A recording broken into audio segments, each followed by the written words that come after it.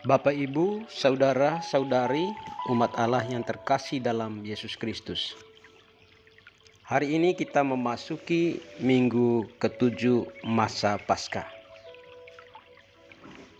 Bacaan diambil dari Injil Yohanes bab 17 ayat 11b sampai 19. Ada dua hal penting yang dapat kita renungkan dari bacaan yang diperdengarkan kepada kita pada hari ini. Pertama, menyangkut doa Yesus bagi para muridnya supaya bersatu. Mengakhiri perjalanan hidupnya di dunia, sebelum masuk dalam penderitaan di salib, Yesus berdoa kepada Bapanya dengan permintaan supaya mereka menjadi satu, sama seperti Engkau dan aku adalah satu. Kesatuan yang dimaksudkan di sini, Bapak, Ibu, saudara-saudariku yang terkasih dalam Yesus Kristus, bukan pertama-tama berkaitan dengan kesatuan organisatoris. Ya.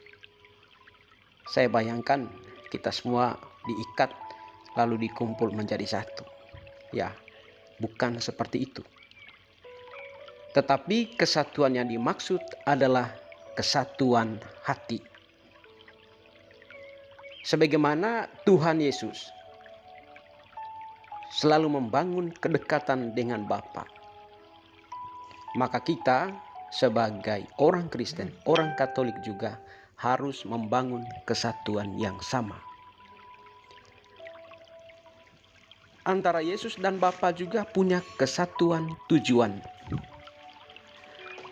Tujuan Yesus hadir dan ada ke tengah dunia, yaitu untuk melaksanakan kehendak Bapa.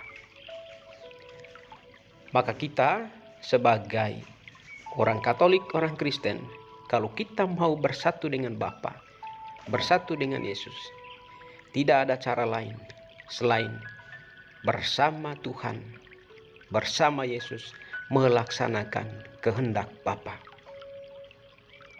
Kesatuan yang dimaksud juga adalah kesatuan pikiran dan kehendak.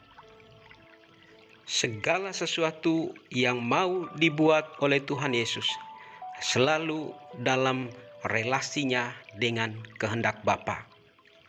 Kita semua pasti ingat saat Yesus di Taman Getsemani. Ya Bapakku, jikalau sekiranya mungkin, biarlah cawan ini lalu daripadaku. Tetapi janganlah seperti yang kukehendaki, melainkan seperti yang Engkau kehendaki. Artinya, segala sesuatu yang dibuat oleh Tuhan keluar dari kehendak Bapa. Jadi tanda kesatuan kita dengan Tuhan, dengan Yesus, juga mengajak kita agar segala sesuatu yang kita lakukan, segala sesuatu yang kita buat harus keluar dari kehendak Bapa. Nah, itulah yang namanya kesatuan. Artinya, kesatuan yang dimaksud adalah ada kesamaan hubungan dengan Bapa seperti yang ditunjukkan oleh Yesus.